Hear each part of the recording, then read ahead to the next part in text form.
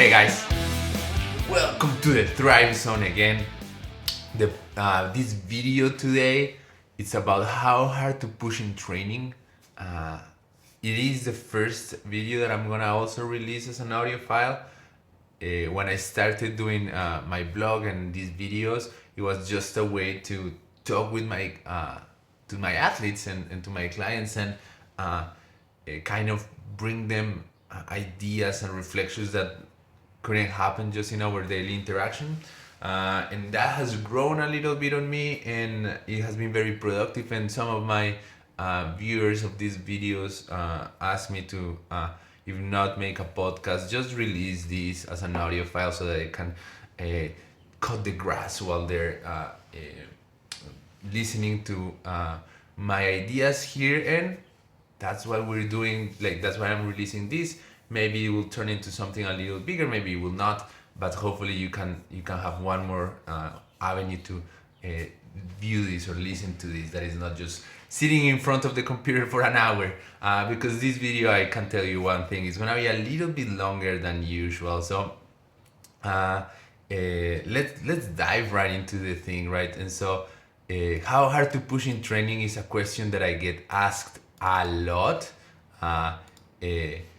And last time I somebody asked me, this was Caitlin. Caitlin is one of my awesome athletes. We work mostly with nutrition with her, but she has a very good routine of 4 or 5 days a week of working out. She goes to a gym here in the area, and she really loves her routine. She loves her gym. She loves her fitness. She has no competitive aspirations, but she really likes, like all my thrivers, that's what defines us. She really likes to be really good at everything she does, and she takes her fitness serious, and she wants to improve, and she wants to make progress, and so on. And so the question for her is like, okay, I don't know how hard to push one, and sometimes it feels like she sometimes feels like she's not feeling, like super ready to push, and she feels lazy if she doesn't, and she goes to the gym and she's like, should I push harder today? But I don't feel like I have that oomph in me, and sometimes she feels like she just pushed too hard and then she's wrecked for the rest of the week and so on. So the question for her becomes very real. It's like, how hard should I push in my workouts, right? And there's a different set of aspects there. There's like one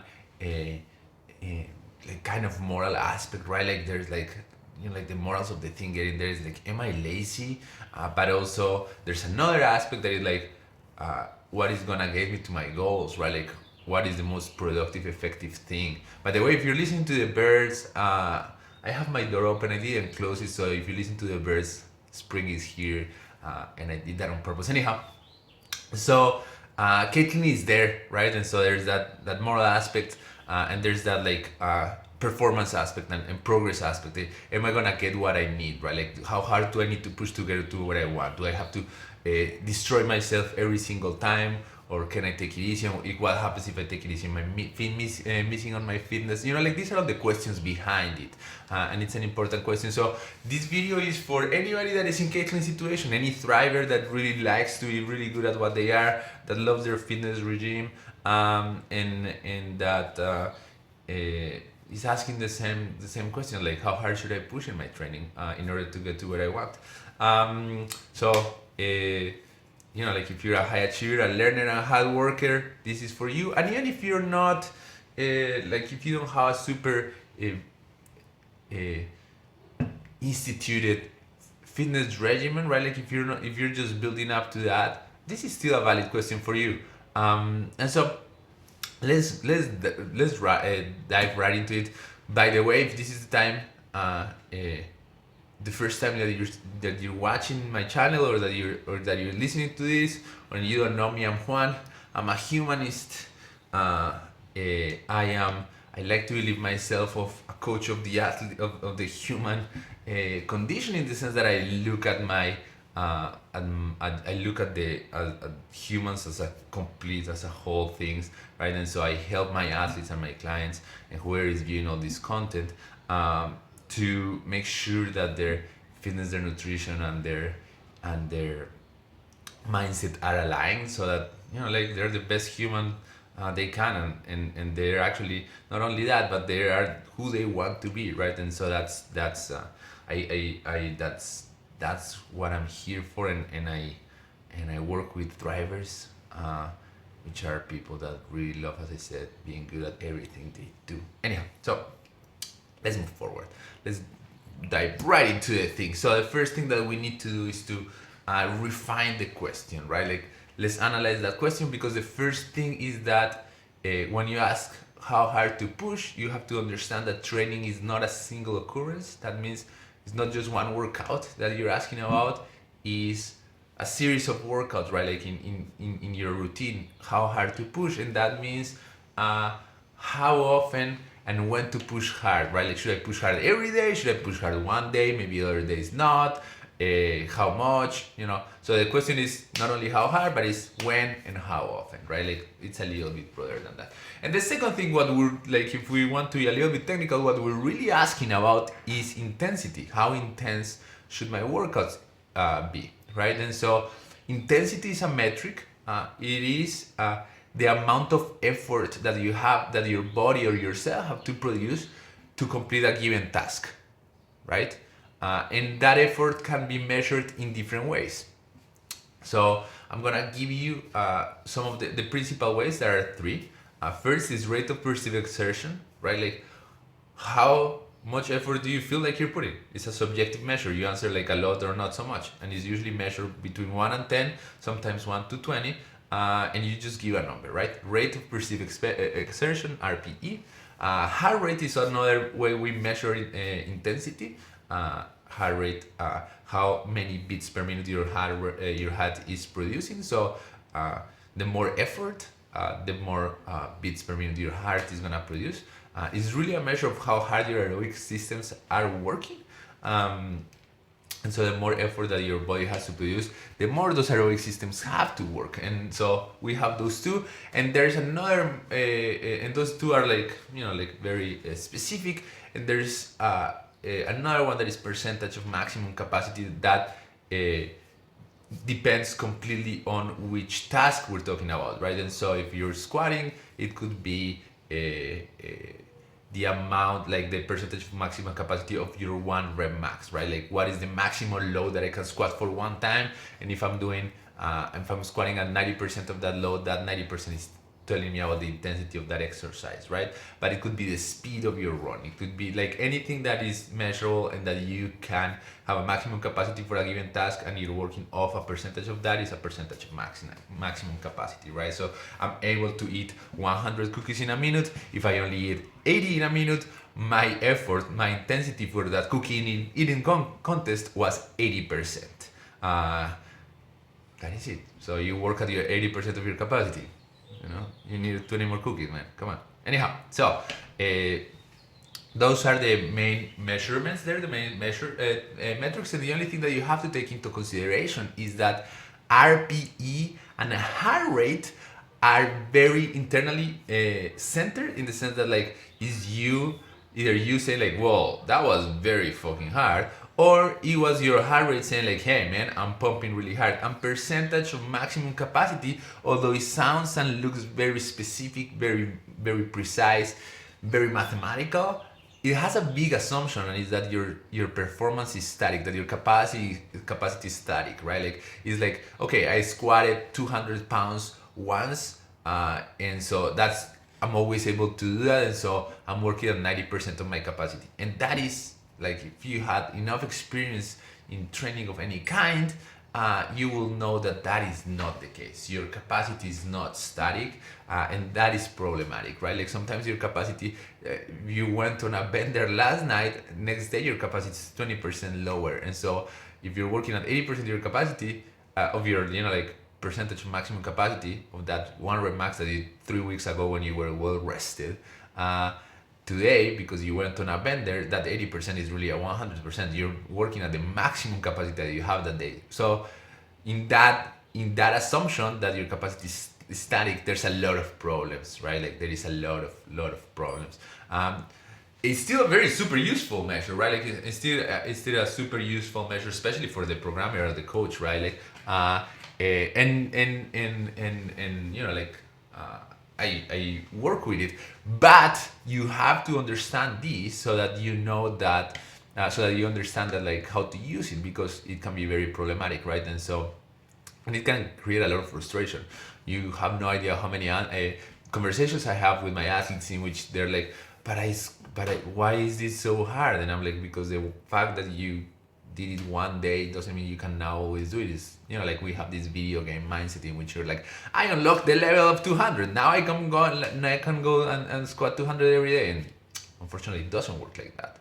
Anyhow, so that's how we refine the question, right? So we're measuring intensity, and we're really asking ourselves how intense going our workouts, when, how often, and by how much, right? And those are the metrics that we're gonna be using. Let me tell you one thing.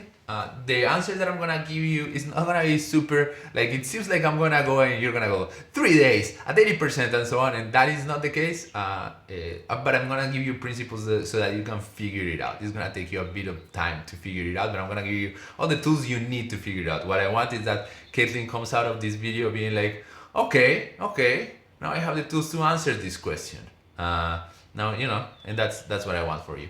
So now what I want to do is, like, let's go through the beliefs and assumptions that we have around training and around this topic, because those assumptions and those beliefs are probably gonna resonate with you. You're probably gonna have them there in your head, and so identifying them is gonna help you be like, well, maybe I was thinking, you know, like, that I should push really hard because of this idea that is not true, right? And so let's go to the beliefs and assumptions that are behind intensity and training, so that we can understand why we think what we think. And one of the things that I want you to keep in mind is that, like, regardless of how practical all this knowledge is, we have a very religious approach to fitness, training, nutrition, everything there, right? Like, we believe what we believe. We don't know very well why. There's a lot of moral components around them, and, you know, like, and then we create dogmas and tribes, and, you know, like, if you are vegan, you're a vegan and you stay there, and so on. And if you're a carnivore and you don't, meat is the only way, and so on, right? And that happens in training too. And so that's also why it's important to identify these beliefs, right? Like, so that you're not a victim of them. And so there's 3 concepts that I want you to understand. The first one is the muscle damage model. So if you ask a regular training in your Globo gym or in your CrossFit gym, whatever, like, hey, how does this training thing work? Why do I get stronger? How does, you know, like, how does that happen? The most common answer that they're gonna give you is that there's a micro damage at the muscle fiber level after a workout, and then the muscle recovers stronger and bigger, right? Like, that is the most common belief in the most simplistic way. And I invite you to test my theory there, and ask your trainer if you have one, or ask your partner, or whatever, whoever you want to ask, and you'll find that this is a very common answer. This comes from the bodybuilding world, and is the belief that what creates hypertrophy, what creates muscle growth, is damage at the muscular level. That is a belief. It's a belief in the sense that we have examples of muscle damage that does not create any muscular hypertrophy or adaptation. Like, runners damage their muscles every run measurably, with all the markers that we attribute to hypertrophy, and then they don't create hypertrophy in those muscles. And we have cases of interventions, of muscular interventions. I'm gonna give you more examples in a second, in which there's no measure of muscle damage. We create no damage whatsoever in the muscles, and the muscles still adapt and grow. So that is important to know. It's important to understand that it's a belief, and it's important to understand that doesn't hold true for all cases. It holds true some cases, right? Like, there's some cases in which we see muscle damage and muscle growth, but it's not generalizable, and it's not a causal relationship. And why is this important? Because if you're thinking of how intense you should go, and you have this idea behind you, you're gonna push hard to pain. You're gonna push hard to create that damage. You are intentionally creating damage. That's what you think, right? Like, you think, hey, in order to improve, I need to create damage. You're going to go for it, right? And so That's why it's important to understand your beliefs and assumptions, right? Like, and so this one is not true. Keep that in mind. The second is the fatigue model. So how we think about fatigue and how we think about how exhausted you are is super important, of course, because that's one of the things that you're asking me, right? Like when you're asking yourself how intense should I go, like how fucking tired should be at the end of a workout, right? Like should I be dead or not? I'll give you a hint of that answer. Is like if you are working out at 6 a.m. in the morning and then you cannot produce any good work after your workout in the morning, you're pushing way too hard. Your job is your priority, my friend. And if you need to take 7 hours to recover from your workout, that compounds over months is not gonna work well. And so anyhow, that's a little bit of a preview of the answer. But let's look at the fatigue model. So we have two main fatigue models. One, and these are like polarizations, and like we have everything in between. But one comes from the early 20th century, and the belief was that as long as there was willpower, the muscle will work until it couldn't, and it was just a muscle kind of failure that will prevent you from keep going.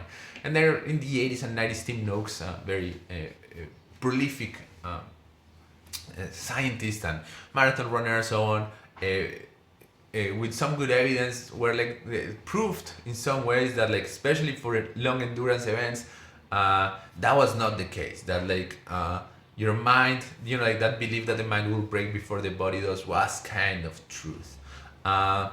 Those ideas work very well for the cardiovascular model. They don't prove a lot of muscular fatigue and failure in other areas, right? Like you cannot continue squatting 500 pounds just because your willpower is not strong enough. You cannot just because your muscles cannot produce that amount of force. So Tim Noakes' model doesn't work all the time. There's such a thing as your body not being able to produce the energy that it needs, and not because there's not enough willpower, right? Noakes is not talking about those examples. His ideas have been like popularized in the wrong way. But anyhow, why is this important? For two reasons. Because if you think that it's all willpower, that the mind will break before the body does, well, again, we're kind of in the muscle damage world, in which you're like, well, you know what you have to do is to push past that failure and keep going really hard. And there's people in this discussion that will tell you, well, if your mind is producing pain and is producing fatigue to stop you, that's for a good reason. You should stop. It's a defense, like a kind of a survival mechanism, right? And so people will tell you that, which is a valid argument. And then you could be going into the discussion and be like, well, what if I push just a little bit too hard? And so I create adaptation and so on. And so you start like all these theoretical debates and that transfer into like how you approach fatigue. And so those are the ideas there, right? Like it's a mind thing, it's a muscular thing. And what you have to do, like anytime that you come into like a A or B situation, you're like, well, it's probably gonna be neither, and it's gonna be everything that is in between, right? And so one of the things there that I always tell athletes is like, unless we really like, there's a lot of these ideas of working under fatigue as being productive. And what I tell my athletes is like, if you cannot produce quality movement because you're so tired, that is mostly unproductive. You're just training, like what you train is what you default to. Training is creating new defaults for you, if you want to see it that way. And so if what you're defaulting is working shitty under fatigue, that's what you're training. So that's what you're getting. Good, bad, yeah, I don't know. But that's anyhow. So how you think about fatigue is important. I presented you a couple of ideas there, and ask yourself, what do you think about fatigue? Is it like a mind thing? Is it a body thing? What is it? And then the main idea behind, and then we have the third idea, the third concept behind training. And I think this is the most popular way to think about training, and the one that explains most of the things that we see, is the paradigm that holds the most true. Let me open the door for my cat. Yeah, there's Marta. She needs to go out. Okay, there you go. And so it's the concept of the stress model, right? So we see training as a stressor that creates a stress, and then the body creates an adaptation. Keep in mind that this model holds true and is very important, but it can be very misunderstood because of the following. People think that stress is a bad thing. People think of stress as like some kind of damage. People will turn this model into a muscle damage thing, right? And so people believe that stress is something bad that happens to me and I get super upset and then I kind of recover. That is not the case. Stress, so first thing to understand is stress is a response of your body. It's an orchestrated response of your system to adapt to a particular stimulus. Bad or good, doesn't matter. It doesn't have to be a threat, right? And the stressor, which is the workout, creates a reaction from your body that is an orchestrated response to like deal with that thing. Thinking in that way, it doesn't have to be a damage. It doesn't have to be negative. It can be very positive. And actually, the way you think about the stressor creates better adaptations or not. We know this. I have a whole video on this. I'm gonna link to that in the description. Let's not go into that. But this is a model that better describes how we think about training and that describes most of the things that happen, right? Like even if we don't have muscle damage, but we train and we create an adaptation, the stress model is gonna fit that very well, right? Like, and so that's one way to think about exercise. One of the other things that you have to take into consideration is that the stress response is a response that takes time and that you have to understand, and so that when you're thinking about how hard to push, you have to think about like, okay, what does my body need to recover from this high intensity that I'm asking it to recover from, right? Like that stress adaptation response has to be taken into consideration. Those are the ideas behind that are gonna be probably around there and that are gonna resonate with you, and that this is what you're getting. And there's the popular media ideas of fatigue, of intensity and what performance is. And it's all the popular media that keeps telling you that like the best athlete is the athlete that is working while the lights are off, while you're sleeping, I'm working, and when your brain breaks because you're assisting and pushing past through that, and this mental fortitude and mental toughness and this idea that people that achieve more is because they work harder. It's a cultural thing that holds very little truth to it, right? Like it's just what we see in movies. It makes awesome cinematic montages, right? And it's very good for our souls in the sense that like it seems like it just depends on your will. Like just do that. It's just like push yourself. It's like you can white knuckle anything. You can just nose down and push through. You don't have to think. You just have to work hard. Think about it in terms of money. Is it just all working hard? Nah. Well, I'll leave that question there. Good. So those are the ideas there behind the beliefs behind this question. So now let's work. Let's talk. Let me tell you the things that all these beliefs don't explain, because I think they're very important for your understanding of how hard to push, and they will also give you ideas of like, oh fuck, maybe I don't need to actually be in a puddle of sweat every time to still move forward, which is one of the things that is behind that question, right? Like, what do I need to do to get to my goals? Do I need to just push really hard every day, or that's not optimal, right? Like that is behind that question. And so there's things that are unexplained by all these concepts. Maybe not so much the stress model, but by these beliefs, these popular beliefs, and are the following examples. They're not very well explained. The first one is visualization, and so we have a very good evidence on all kinds of athletic disciplines, and we have awesome research about it, of how just visualizing, just closing your eyes, imagining that you're doing some kind of task and repeating that task over and over in your head actually creates adaptations.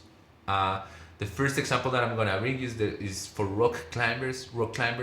Imagine you have to do a very difficult route, like you're a sports climber, You only have so many trials during the day because the muscles of your forearms and your hands die very hard, and so you cannot just keep going, keep trying and keep trying, because then after that day you cannot go next day and do the same, right? And so they can, like, rock climbers know very well that you cannot just push, push, push. And so what do they do while they're like between their trials? Well, they visualize things, right? Like they visualize the route. And so I'm gonna show you here a video of while I talk of Adam Ondra, which is one of the best climbers in the world. And you can see him on his and if you're just listening to him, imagine a very ripped guy on the ground, back on the ground like a baby, moving like a dead bug, and practicing memorizing all the movements that he's going to do on his climb. And it's fantastic to watch because it looks super fucking weird. And you know, like, this tool is used by other athletic disciplines and it's very powerful. Kristen Holte, the second fittest woman on earth according to the CrossFit Games in 2019, had never made it to the podium before, and they asked her, like, okay, what did you work on this time to get there? And she's like, in my lifts, in my Olympic lifts in particular, I visualize and use visualization as my tool. Imagine that. Anyhow, at this point you might be like, yeah, Juan, well, you know, that makes sense. I think I'm practicing in my head, and so then I go and try. But does that mean that, like, how powerful is that tool? Like, is it measurable? And the truth is that it is. There's plenty of research showing that. So I'm gonna bring you two examples. There's plenty of research. The first one is a free throw research in which they have different groups of people trying free throws, and they ask one group to think about free throwing before doing them, and then the second group, they don't ask them to visualize anything, and there's a marked improvement in performance for the people that visualize. But more interestingly, there's research done with weights and without weights, and with flexing and not flexing. So just flexing, just thinking about flexion, just visualizing about flexing the elbow joint, which is what I'm showing on my screen right now. This study showed markers, biological markers, you know, you take out the blood, of just thinking about those contractions, creating the same hormonal response that as you did your contraction. And also, those markers are the ones that drive muscle growth. So just thinking there about that, just visualizing those movements, actually created cellular responses, measurable physical cellular responses. So it's not just that you're practicing technique in your head, it's that your muscles are adapting to that. So first thing, zero damage, zero pushing hard in the sense of exertion, in the sense of intensity, but still creating an adaptation, right? So keep that in mind, because this doesn't solve the question of how hard to push, but it does tell you that intensity is not the only driver of adaptation. First thing that you should get out of this video.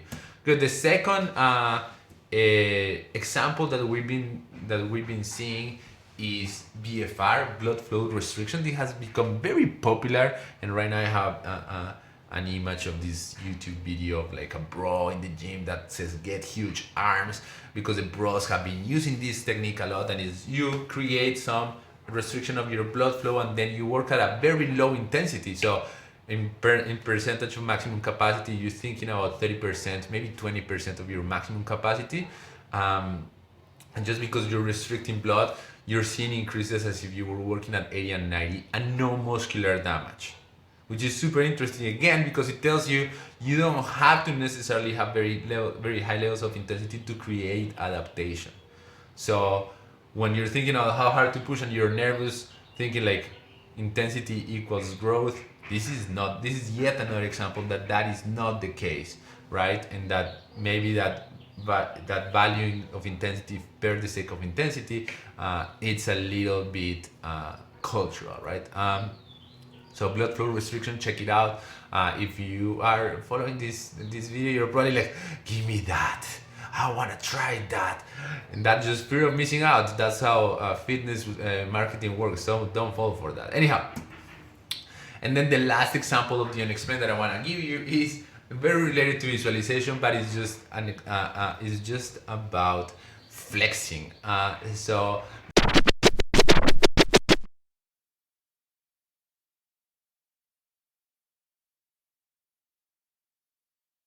technical difficulty. The camera is like, we're not gonna record anymore. So anyhow, so here we are. So flexing. So the research is showing us that flexing creates muscular adaptation. So just doing this, just doing imaginary curls with no load resistance training, everything that you do with resistance by just engaging the muscles hard and contracting hard creates adaptation, creates muscle growth, creates improvement performance. So we tend to overestimate the amount of load and intensity. And so when you're working at no load, you're working at a, in terms of perceived maximum capacity, of percentage of maximum capacity, you're working at 0% of maximum capacity there, and you're still creating adaptation, just so that you keep that in mind. And so, yeah, so those are the things that I don't explain, but that are not explained by our models, but start giving us a lot of cues on, hints on how to answer the question, how hard to push, and it helps us answer one of the aspects that is, one of the cool things is that intensity is not the only thing that is gonna get me through my goals. So that takes out the anxiety of the thing, right? Like, okay, I can understand this. Like, you're telling me that even if I don't work at 100%, if I'm 30%, 70%, I might be still creating all the adaptation and maybe even more than if I were working at 100%. And you're like, yes. Okay, and so that makes you feel a little bit better. Anyhow, so that's why it's important to analyze and look at the beliefs and what those beliefs conceptions don't explain, because it gives you a broader image, right? And let us answer some questions. So now I want to go through what the coaches say, right? Like, what do the coaches say around this problem? What does the people that work with athletic performance, I'm letting my cat in because she wants in again. What does the people that work in athletic performance say about this thing? What do they think? And I'm gonna give you examples on different areas. There are the areas that I'm most interested, but I'm trying to bring here world-class coaches. And so the first is by Dr. Nicholas Romanov, Russian coach that has developed some very good athletes, but the most important thing is that he has changed the way we run. He has popularized the pulse running technique, which is saving hundreds of dollars on the people in the world, making people run faster and less prone to injury. Anyhow, so Romanov has a very excellent distinction, that is the big monkey, small monkey, and what he says is, what he recommends his athletes is like, okay, when you're thinking about how hard to push, when you're thinking about the volume of your training, you first have to decide, you cannot generalize, you first have to decide if you're a big monkey or a small monkey. He's referring to an experiment that was done in Soviet Russia, in the Soviet Union, in the 70s, in which they had monkeys, chimpanzees, I think, some big monkeys, and they have them. They were tracking their activity. They had them in the controlled conditions, but kind of free through the day. And they just tracked their activities, and then they restricted their freedom for half a day and still tracked the activities for the other part of the day. And what they realized is that the monkeys that had some certain level of activity, let's say 10,000 steps, will try to do 10,000 steps in the second part of the day, in the just half, right? They will match the level of activity that they need no matter what. And the monkeys that had less activity will also match the same level of activity no matter what, right? Like the need for activity was independent, like was dependent of the person, right? And it wasn't correlated with size. It wasn't the big monkeys were moving more. It was just who you were, right?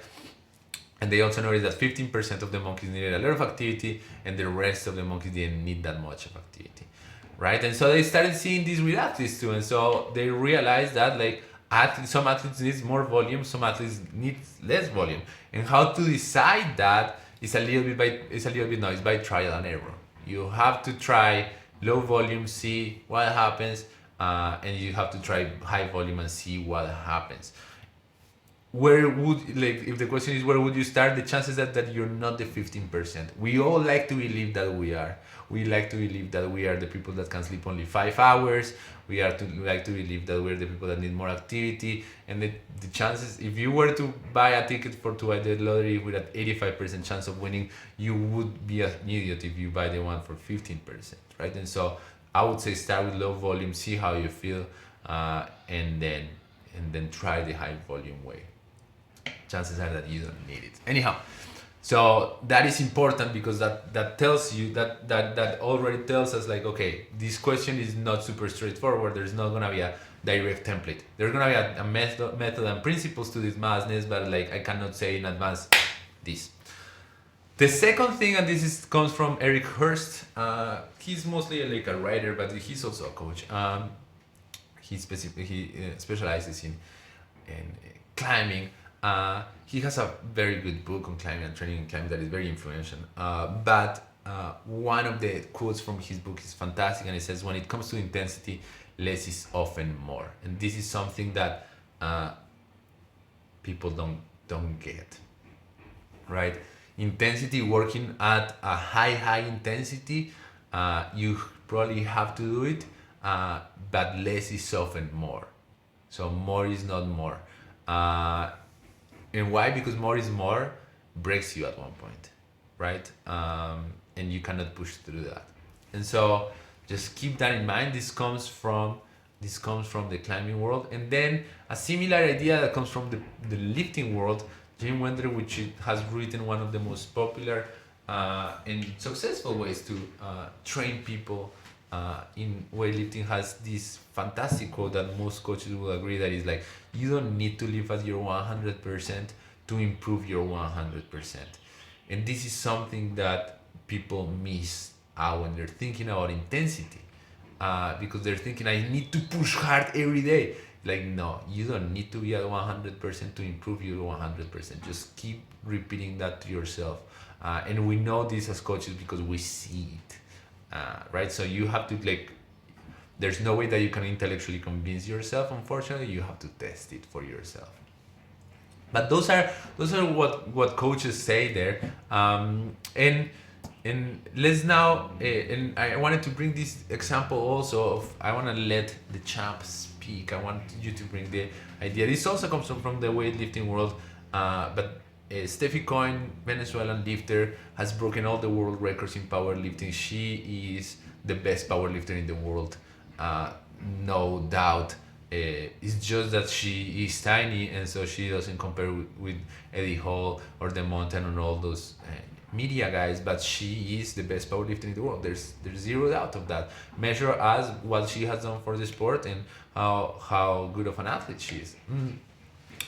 Anyhow, so I'm gonna present you this excerpt of one interview that they did with her, in which they're analyzing the recent changes in her training that led her to, like, break more records and improve her performance. Training, I don't ever have a specific written number on my paper, so that particular scenario doesn't really happen. That probably helps a lot. Yeah, it really does, because there's no expectations. I come to the gym and I do the most that I can for that day. Yeah, what is written down? Sets and reps, but no weight. Exactly. So up to a top set of 4 or 3 working sets of 4 reps. And I just do the best that I can that day. I've just found that for me, at least, that's something that takes a lot of the anxiety out of the equation. You're not the expectations completely out of the equation. You don't have to perform any single way. Just by showing up to the gym that day, it's already a win. That's the way I see it. Regardless of whether I hit 80%, 70%, 60%, doesn't matter. The fact that I'm there doing the work is what matters the most. You guys, auto-regulation is huge. I think that most people forget to take responsibility for their own programs and place way too much importance on, or way too much reliance on their coach, on their program, on what's written, and forget to actually feel, hey, what's going on with me today? Like, you squeeze your hand, or like do a few jumps, or try to touch your toes and try to feel what's inside of your body. Like, that'll give you way more information for whether or not you can hit a certain lift, way more than what's written on a piece of paper by anyone. I don't care who the coach is. So what you hear there is also her trainer and husband. I think they're married. I'm not sure. But what you saw there and what I wanted you to hear is that for her, first is completely self-regulated. Second, she's going by feel, and third, she goes against the popular belief. Like if I ask my athlete, like I tell them, like just showing up is that's good, man. You just showed up. That's more than enough. Most people will say like that's mediocrity, and in order to be better, I have to. None of that is true.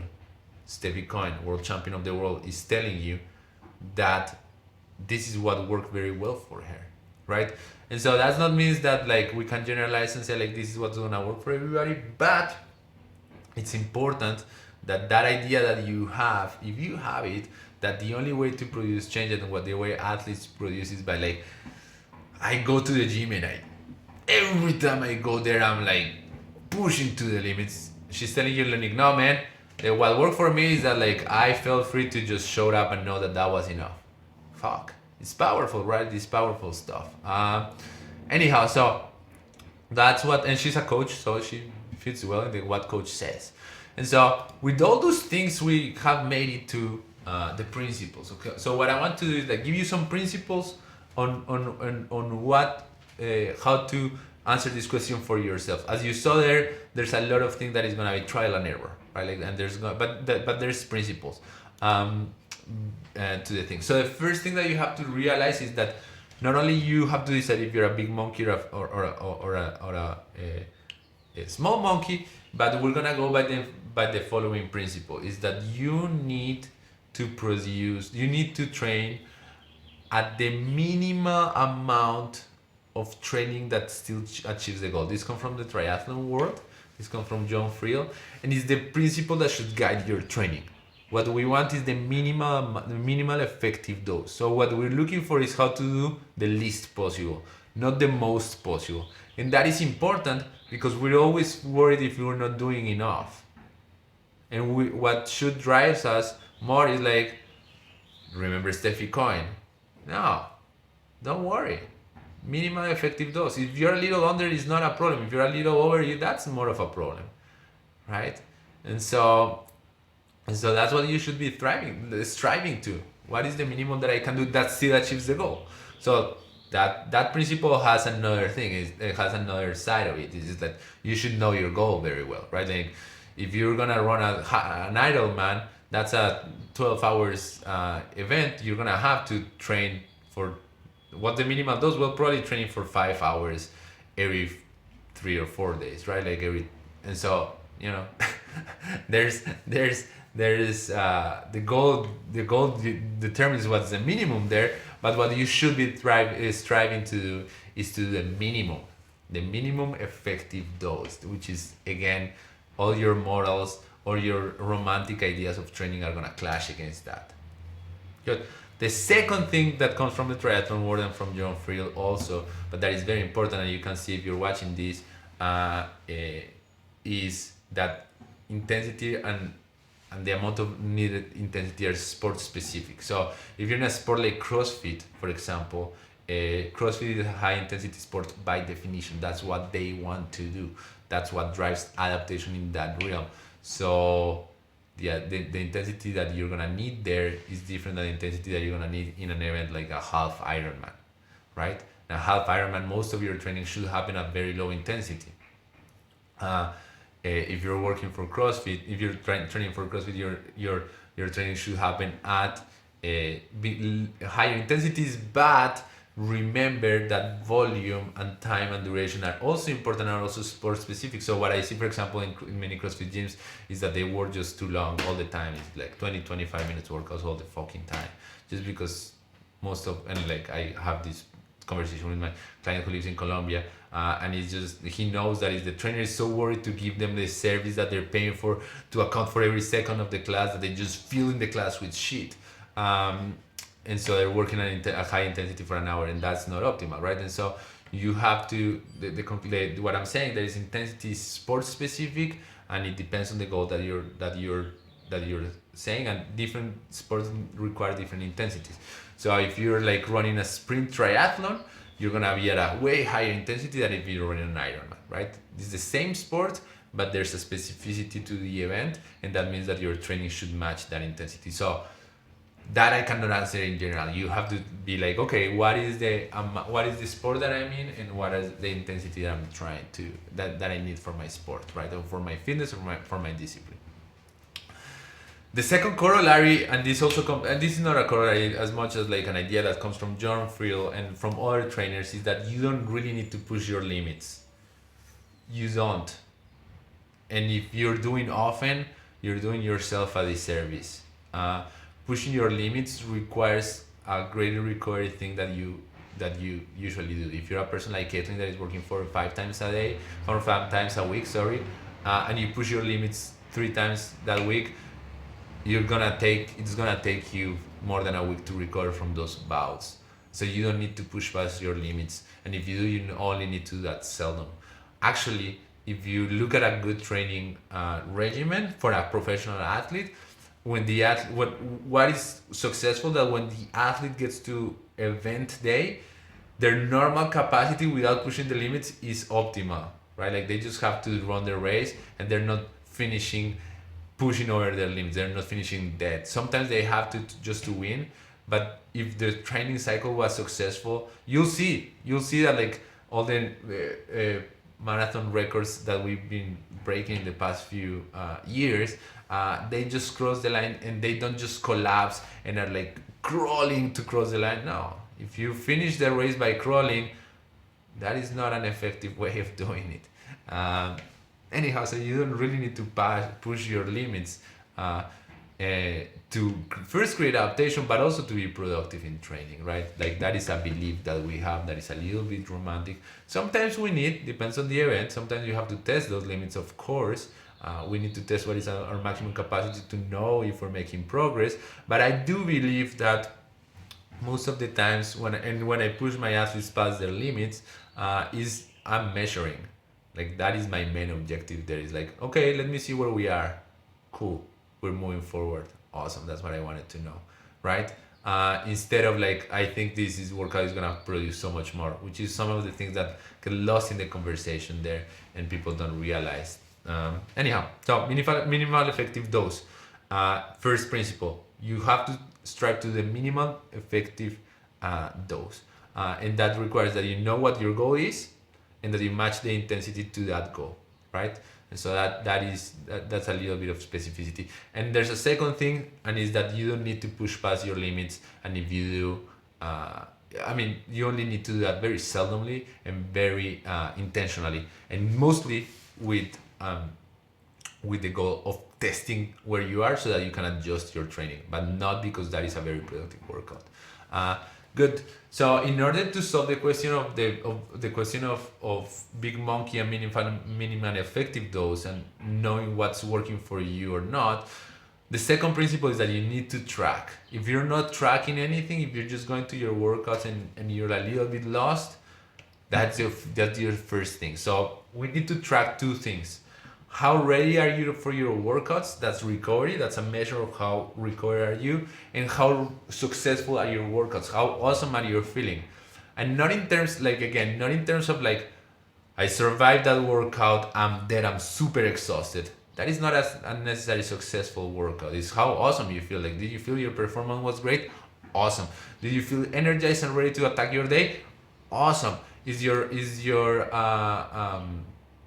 your performance improving? Awesome, right? Like those are the things that we're tracking. So let me get a little bit more on detail here. So in recording, how ready are you? I want you to be tracking things like mood on a day. How's your mood? And you can rank that from 1 to 10, or put an emoji here and an emoji there, like sad face emoji, awesome face emoji. Track that. You can track that every day and give it a number. Readiness. Just ask yourself, how ready do you feel for a workout? I do that every day. I feel like I'm an 8. Awesome. When I feel like I'm a 6 or a 5, that's very unusual for me. And that day I just take it down a notch. I'm like, okay, what's going on? And I analyze what's been going. How sore are you? Soreness is not, like soreness comes, most people like to feel sore. They think it's proof of effective training, because they have the idea of muscle damage behind their head. And so they're like, yeah, well, my muscle is recovering. This is super effective. Soreness we don't understand. And again, remember that muscle damage is not a driver of adaptation. And so if you're sore all the time, that means that your training is shitty all the time. Just keep that in mind. And so track that, and it just means that you're not recording properly, and probably that your volume is too high, and so on. Tiredness. Are you tired all the time? Track that. If you're tired all the time, there's a problem there. If you're moody and tired, most of the time it means that you're training too hard for too long, right? Too much. Sometimes it means that you're training too little. That's when you decide what kind of monkey are you. But chances are that you're training too much, right? And then other markers are resting heart rate, awesome tracker of stress. HRV, heart rate variability, awesome tracker of cardiovascular stress. And then stiffness. Are you super stiff? If you're super stiff all the time, you're gonna have to fix that.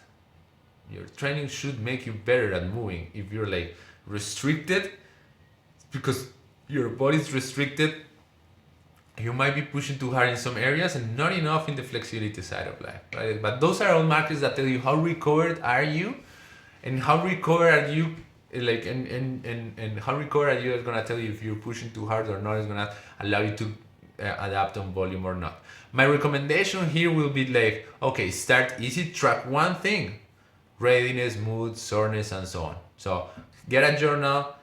What's my mood today? 1 to 10, done. And just start creating the habit of tracking one of the things.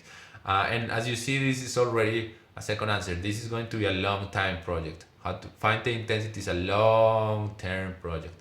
We're not gonna solve that in 1 hour, right? I mean, I'm gonna give you the tools to solve it in 1 hour, but to apply those tools is gonna take you months and even years. But you know, fitness is part of who you are, so you have the time. And this is another takeaway from this video, is that hard work is not only exertion, it's also these little things. Actually, this is really the hard work. This is the difficult work that most people don't do.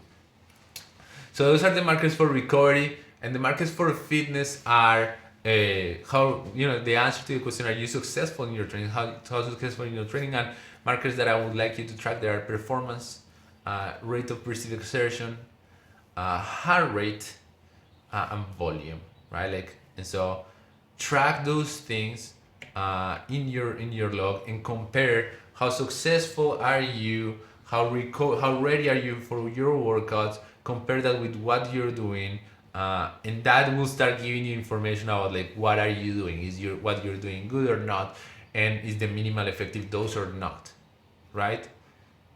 That's what matters. Good. There's a last principle that you need to do in your training, that you need to guarantee that your training is happening, is that idea of going by feel that Steffi Cohen was defending, or was not even defending, that was saying that she used, is super important, but it has one little assumption, and is that every workout that you do has to have a purpose and an intended intensity, and if it doesn't, you're blind, right? And so you don't know how hard to push, also because you don't know what the task at hand is, and so that is one thing that like you have to make sure that it's happening for you. If you're programming for yourself, this is fundamental. If somebody's programming for you, this is fundamental, and you have to have the conversation with the person. And the second thing is, in order to understand and to really analyze if your level of intensity is optimal, that workout not only has to have a purpose, but it has to be inside a well thought, well-designed program that takes into account all these tracking metrics that I just named, right? Like, that is the only way to go. Like, if your program is not taking into account, and even if you go to a gym like Caitlin, you can still do this for yourself by tracking and by logging and by asking questions, right? But if you're not seeing the big picture there, you have no idea how hard to push, because you have A or B. Either I push hard or I don't, and that leads to like, am I doing the thing here? And so knowing what the workout of that you're doing, what's the purpose, and how does that fit into a larger piece of program is fundamental there, right? And knowing these things is what's gonna allow you to go by feel, because you're gonna be able, okay, today I should feel here. This is the intensity that I should feel. This is how hard should I push today, and I'm not feeling 100% today. So for me, that intensity today means this, right? And that's the magic, trying to match the intensity that is required from your workout with your present day capacity, which is, if you want a formula, that's how hard to push. Match your present day capacity with the intensity wanted from the workout. It requires a lot of self-knowledge. It requires that you have all these things that I told you before, right? It requires that you're logging. It requires that you're paying attention. It requires that you understand what's the purpose of the workout. It requires that you know how ready you're feeling, and so on. So that is it. That is how hard to push. That is our video today, our audio today too.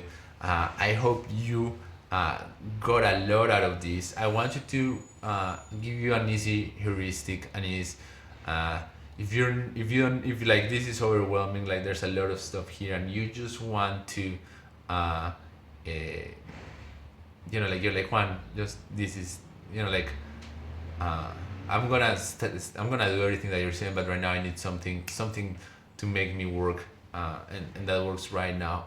Good. I'll leave you with this. Get out of your workouts energized, and make sure that you're excited for your next workout. That is it. If you're not excited about your workouts, if you're not excited to train, and like some days you will be super excited, some days it's meh. But if that happens too often, if you're always tired, if you're pushing too hard, and remember that that pushing hard is not just like, the other thing is, pushing hard is not just intensity, right? Like, intensity is not the measure of pushing hard in training. Doing, for example, all the hard work that I'm asking you to do there is another measure of pushing really hard, because those, taking a log, a journal of your training is pushing really hard. It's a difficult thing. It sounds like it's not. Most people don't do that. Don't do the diligent work of being like, the simple thing also of saying like, how ready am I? How amount of volume did I do? RP. Just match that and track it, right? And so the other thing that I want you to know is that intensity is not the measure of pushing hard. It's not the only measure of how hard you're pushing.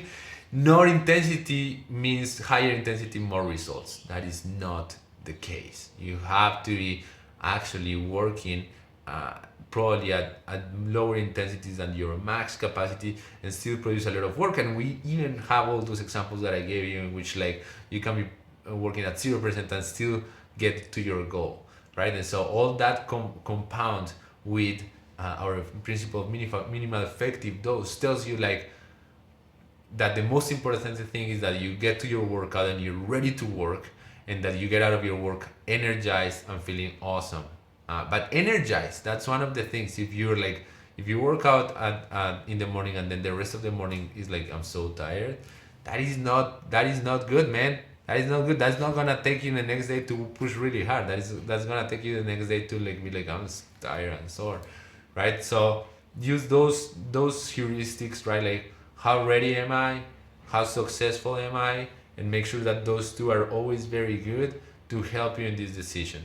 And we know that is gonna take a while, but that is how hard work is. Awesome, guys. So that is our audio today. If you like it, please share it with your friends.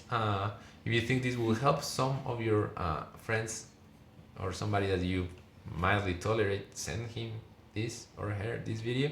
And if you have any questions, any more topics that you would like me to attack, shoot me an email. My information is here on the YouTube's or wherever I'm gonna post this audio. I don't know yet.